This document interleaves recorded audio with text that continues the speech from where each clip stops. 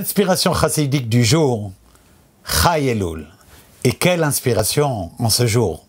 En effet, le 18 Elul, c'est le jour de la naissance du Baal Shem Tov et aussi de la naissance du Rabbi Shneur Zalman, le Baal HaTanya. Le Baal Shem Tov est né en l'an juif Taf Nun Chet, qui veut dire 5458, en l'an civil 1698. À l'âge de 26 ans, exactement le jour de son anniversaire Chai Elul, son maître Achia Hashiloni s'est révélé du ciel pour lui enseigner toutes les profondeurs de la Torah.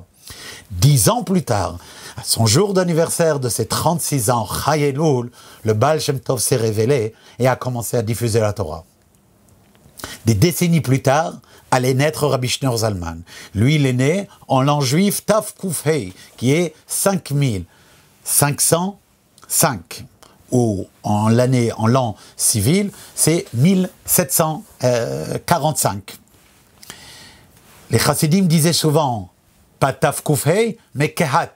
Kehat, comme le fils de Lévi et les descendants de Kehat, qui eux portaient le Aaron et les Kélim sacrés, et aussi les initiales de Karnei Hod Torah, les rayonnements de la gloire de la Torah que portait l'Admor HaZaken.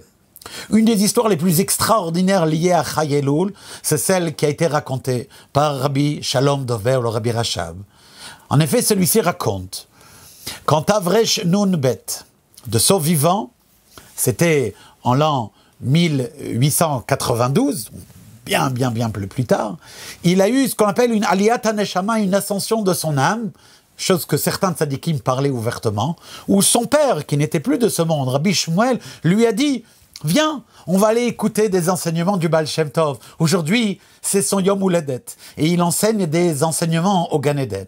Et c'est ainsi que raconte le Rabbi Shalom Dover que je suis arrivé au palais du Baal Shem Tov dans le Gan Eden. Il y avait là-bas ses élèves, les élèves de ses élèves, leurs chassidim, hommes et femmes étaient tous là-bas. Et le Baal Shem Tov, à ce jour-là, enseigné 7 enseignements. Le Rabbi Rachab nous a fait le cadeau de partager avec nous ces 7 enseignements-là. Ceux-ci, d'ailleurs, ont été par la suite commentés et expliqués par le Rabbi et ont été publiés en Tafshin Nun Bet 1992 dans un fascicule spécial qui s'appelle Fascicule des 7 enseignements enseignés par le Baal Shem Tov au Gan Eden.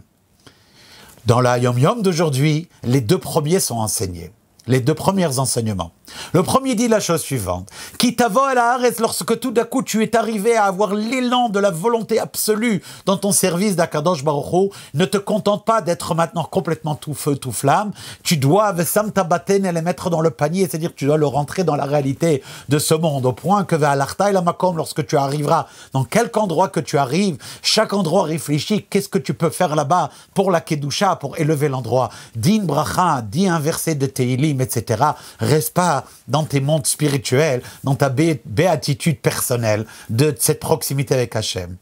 Le deuxième enseignement, il va quelque part dans l'autre sens. Il dit, lorsque tu veux arriver à pouvoir avoir réellement une volonté forte pour être proche d'Hachem, eh bien d'abord va trouver des endroits dans lesquels il faut diffuser le nom de Dieu.